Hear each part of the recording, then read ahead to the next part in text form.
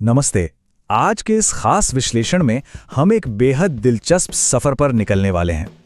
एक ऐसा सफर जो डिजिटल दुनिया के सबसे बड़े और प्रभावशाली बदलावों में से एक की कहानी कहता है।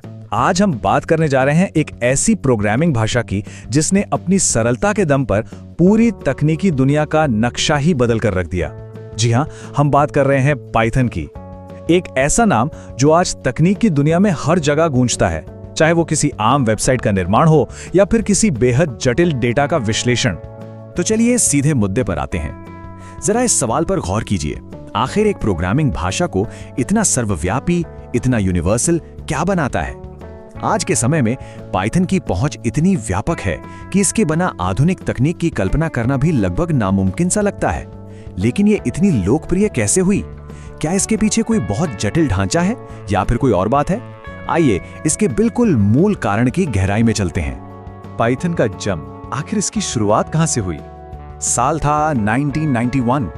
यही वो ऐतिहासिक साल था जब गुइडो वैन रोसम नाम के एक विजनरी ने पाइथन को दुनिया के सामने पेश किया। और सबसे खास बात यह थी कि इसे सिर्फ मशीनों को निर्देश देने के एक उबाऊ टूल के रूप में नहीं बनाया गया था।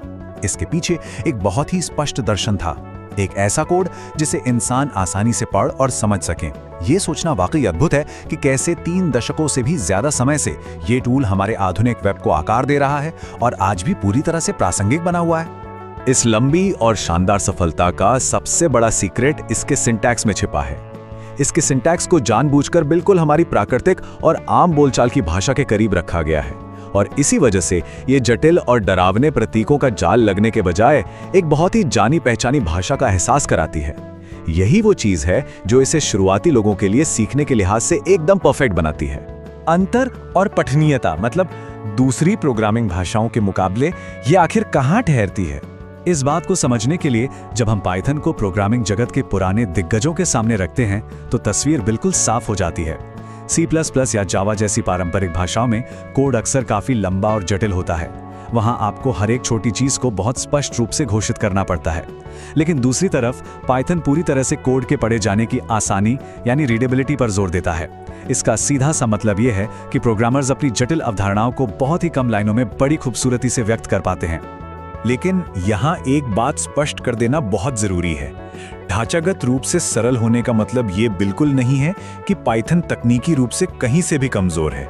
ये भाषा कई अलग अलग प्रोग्रामिंग प्रतिमानों का पूरी मजबूती से समर्थन करती है। फंक्शनल हो, ऑब्जेक्ट ओरिएंटेड हो या फिर प्रोसीजरल प्रोग्रामिंग हो, ये सब कुछ संभाल सकती है। ये इस बात का पक्का सबूत है कि अपनी बुनियादी सरलता के बावजूद ये अपनी तकनीकी बहुमुखी प्रतिभा और शक्ति से कोई समझौता नहीं करती। तकनीकी कार्यप्रणाली। चलिए अब थोड़ा इसके हुड के नीचे झांक कर देखते हैं कि अंदर आखिर क्या चल रहा है।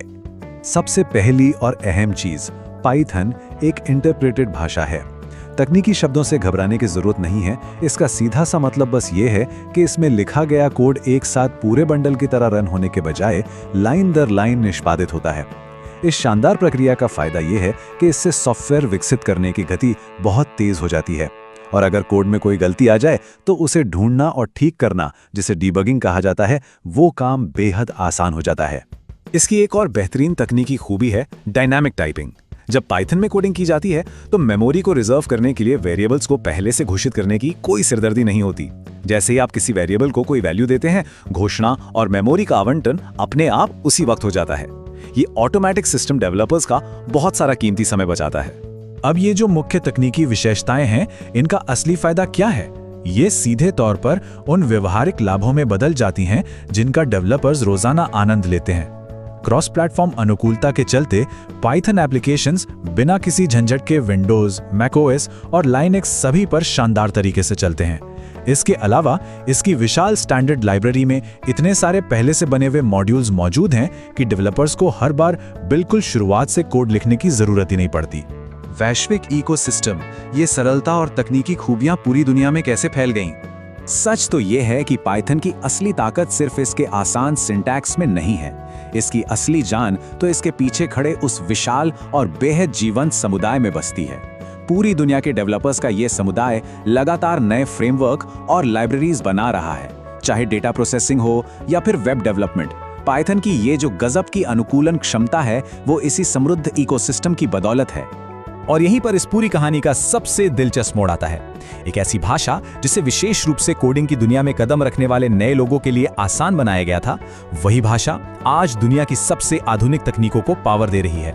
टेंसरफ्लो जैसे फ्रेमवर्क्स के जरिए ये एडवांस्ड मशीन लर्निंग को संभव बना रही है और जैंगो जैसे फ्रेमवर्क्स की मदद से दुनिया की बेहतरीन वेबसाइट्स और वेब डेवलपमेंट को चला रही है, जो अंततः हमें एक बहुत ही गहरे और विचारोत्तेजक सवाल पर लाकर खड़ा कर देता है। एक ऐसी प्रोग्रामिंग भाषा जिसका जन्म ही सरलता के सिद्धांत पर हुआ था और जिसे शुरुआती लोगों को ध्यान में रखकर बनाया गया था, वो आखिर कैसे आज मशीन लर्निंग और हमारे भविष्य की तकनीकों को संचालित कर रही है।